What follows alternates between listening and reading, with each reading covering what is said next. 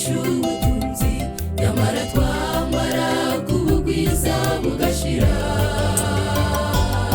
kuko ibiri mu isi atari byacu kandi birama igihe gito, ahubwo dushakisha iby'ijuru bidashira.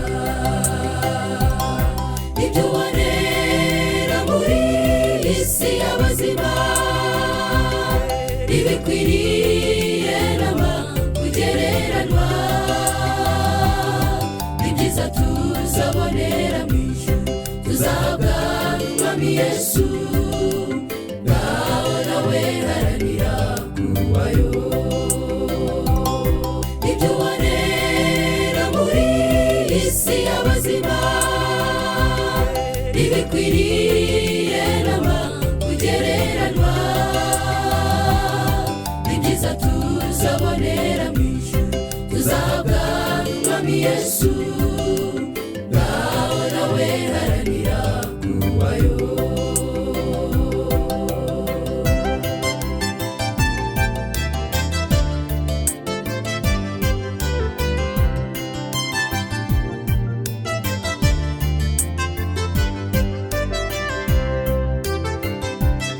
Kugira inzu nziza muri Kigali n'ukuri biranezeza, ariko kuyigira mu ijuru ntibigereranwa, kuko izo mu isi zirashira zose zikaba umuyonga, ariko iyo mu ijuru ntizigera isaza na rimwe.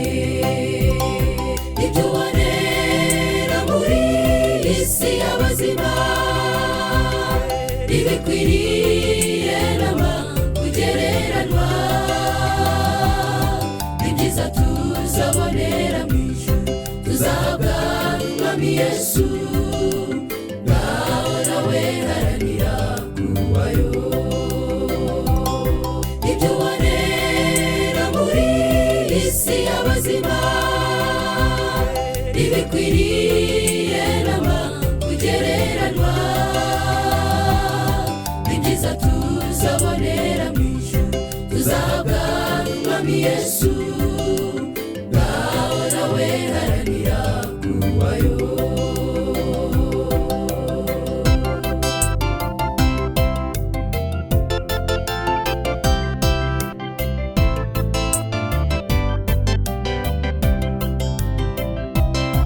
Ushaka ubutunzi muri isi bwose nabyo ni byiza, ariko ntukaburutishe uwagukunze, kuko ubutunzi bw'isi burashira bwose bukaba umuyonga, ariko ubutunzi Yesu atanga ntibubora.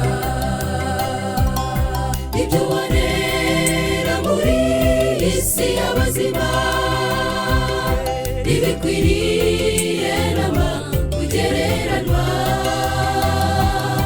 ni byiza tuzabonera mu ijuru, tuzahabwa n'Umwami Yesu, ngaho nawe haranira kubayo.